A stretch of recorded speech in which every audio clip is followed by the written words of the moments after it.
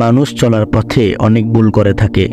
জেনে কিংবা না বুঝে মানুষ মাঝে মাঝে এমন কিছু ভুল করে যা মহান আল্লাহ তাআলা কখনই ক্ষমা করবেন না। কি সেই পাপ, কি সেই ঘৃণ্য কাজ? চলুন এই সম্পর্কে পবিত্র কোরআনে কি আছে তা জেনে আসি। মহান আল্লাহ তাআলা আল কোরআনের সূরা নিসার ৪৮ নম্বর আয়াতে ইরশাদ করেন, নিশ্চয়ই আল্লাহর তার সঙ্গে কাউকে শরীক করা ক্ষমা করেন না। এছাড়া অন্যান্য অপরাধ ক্ষমা করেন। যে আল্লাহ তাআলার সাথে কাউকে শরীক করে সে এক মহাপাপ করে। এমনইভাবে আল্লাহ তাআলা ১১৬ নং আয়াতে ইরশাদ করেন, কেউ আল্লাহর শরীক করিলে সে ভীষণভাবে পথভ্রষ্ট হয়। শিরক হচ্ছে আল্লাহ তাআলার সত্তা ও গুণাবলী সম্পর্কে যেসব বিশ্বাসের কথা বলা হয়েছে তেমন কোনো বিশ্বাসশ্রেষ্ঠ বস্তুর ইবাদত, মোহাব্বত ও সম্মান প্রদর্শনের লক্ষ্যে আল্লাহ ব্যতীত অন্য কাউকে আল্লাহর সঙ্গে সমতুল্য মনে না করা। যারা আল্লাহর সঙ্গে শরীক করে তাদেরকে মুশরিক বলা হয়েছে। তারা চিরকাল জাহান্নামে থাকবে। আর আল্লাহ তাআলা পবিত্র কোরআনের সূরা শুআরার ৯৭ থেকে ৯৮ আয়াতে মুশরিক সম্পর্কে বলেছেন, মুশরিকরা জাহান্নামে পৌঁছে বলবে, আল্লাহর শপথ, আমরা তো পথভ্রষ্ট ও বিভ্রান্তিতেই ছিলাম যখন আমরা তোমাদিগকে জগৎসমূহের প্রতিপালকের সমকক্ষ গণ্য করতাম। আল্লাহ তাআলা সূরা লোকমানের ১৩ নং আয়াতে বলেন, হযরত লোকমান স্বীয় পুত্রকে উপদেশ দানের সময় বললেন, হে বৎস, আল্লাহর সঙ্গে কাউকে শরীক করবে না।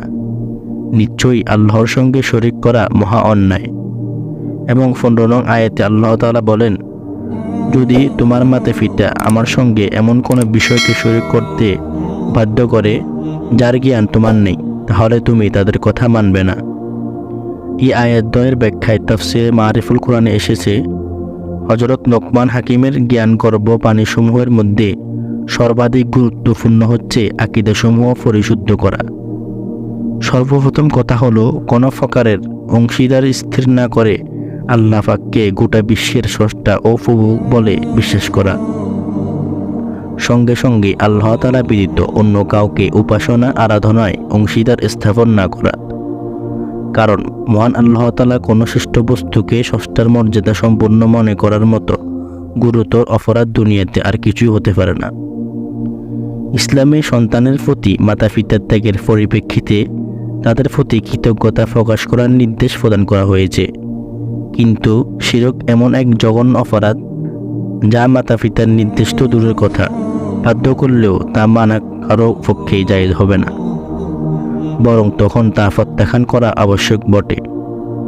মোট কথা, শিরক এমন একটি মারাত্মক অপরাধ যা মৃত্যুর আগে খাঁটি অন্তরে তওবা না করলে আল্লাহ তাআলা কখনোই ক্ষমা করবে না। তাই আমাদের দৈনন্দিন জীবনে সব কাজকর্মে একটু সচেতনতা বোধ জাগিয়ে রেখে চলতে হবে, যেন আমরা শিরকের মধ্যে ভয়াবহ জঘন্য পাপ থেকে বেঁচে থাকতে পারি। মহান আল্লাহ তাআলা আমাদের সকলকে যেন তৌফিক দান করেন, আমরা যেন এই পাপের কাছ থেকে বিরত থাকতে পারি। আমিন।